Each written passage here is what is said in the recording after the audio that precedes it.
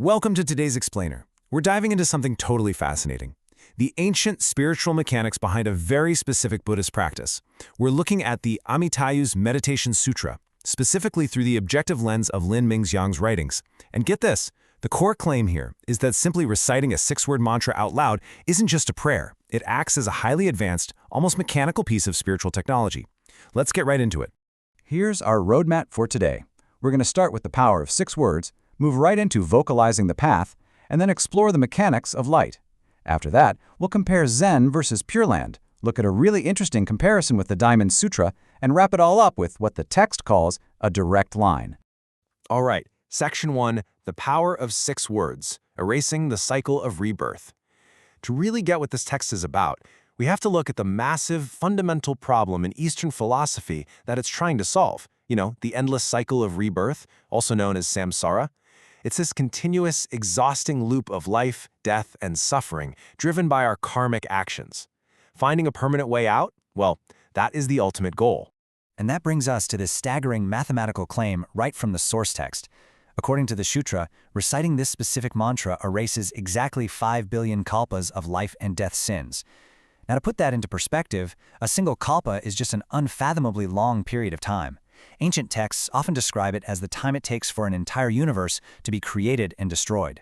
So erasing 5 billion of them, that is an absolute, massive spiritual reset. Just mind-blowing. Before we go any further, let's just make sure we're on the same page with our core terms. The mantra itself is Namo Amitaha, which is a 6-character phrase that essentially means taking refuge in Amitaha Buddha. And the final destination? That's the Pure Land.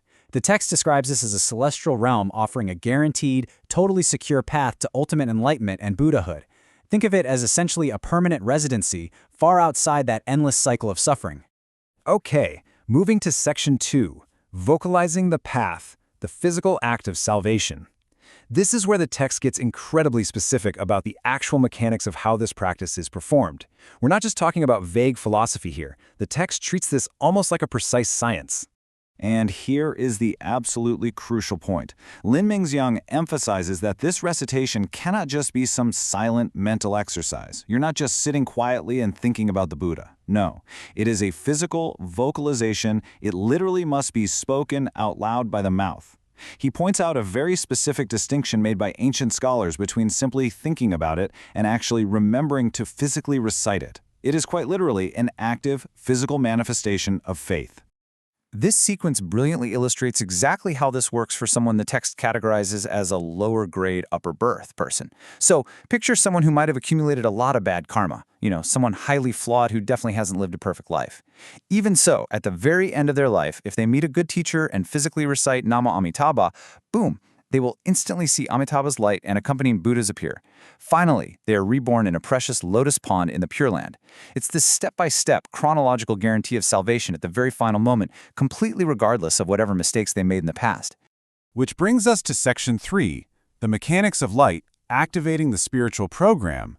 What exactly is happening behind the scenes here? Let's zoom in on the unseen spiritual realm at the exact moment that physical vocalization happens. The author uses this brilliant, almost modern metaphor to explain it. He actually describes the human body and mind as operating like a biological machine, completely hardwired with a neurological and linguistic program. So, when the physical sound of the mantra enters the ear and the mind distinguishes that sound, it acts as a trigger. Instantly, Amitabha's mechanism of light is activated, wrapping the chanter in this immeasurable protective light. It's like you say the words, the program runs, and the protection is automatically deployed. Simple as that. And look at how this plays out on the next level. This spiritual light interacts with our physical reality in a really specific, fascinating way. The text explains that the pure innate light of the Buddha seamlessly merges right into the physical sound of the chant, so it can perfectly identify and interact with the physical world and those sound waves, but, and this is key, it remains completely untethered and unbounded by it. It's this perfect, flawless intersection of the physical world and the transcendent realm. Let's ground this a bit more in Section 4, Zen versus Pure Land, the hard path and the easy path. Here, the author compares this specific vocal recitation practice to the intense rigor of another famous Buddhist tradition I'm sure you've heard of, Zen Buddhism. There is a really clean contrast here. Zen Buddhism relies on what the text calls the mind root. It's highly analytical, it requires deep, intensive thought and meditation, and because of that, it's frankly known as the hard path. On the flip side, we have Pure Land Buddhism, which relies on the tongue root.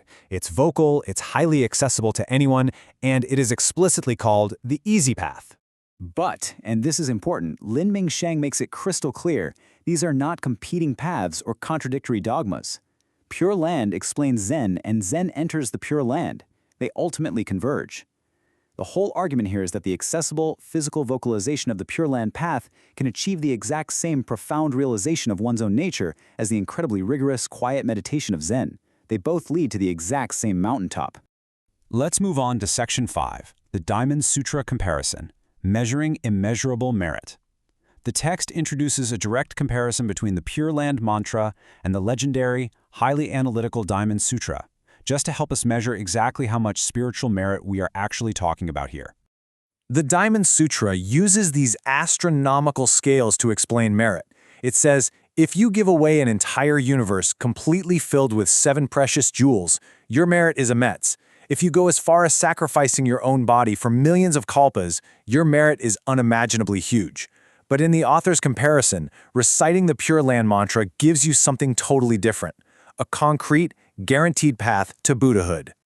So, the synthesis of these two ideas is absolutely crucial. The Diamond Sutra offers merit that is literally unquantifiable. It's way beyond human imagination. But the author argues that the Pure Land mantra acts as a reliable, straightforward, ironclad warranty.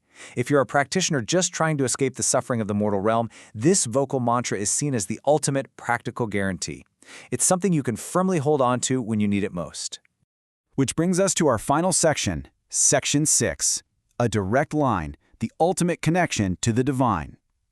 Let's pull this entire theological argument together by summarizing just how profoundly accessible this ancient practice really is.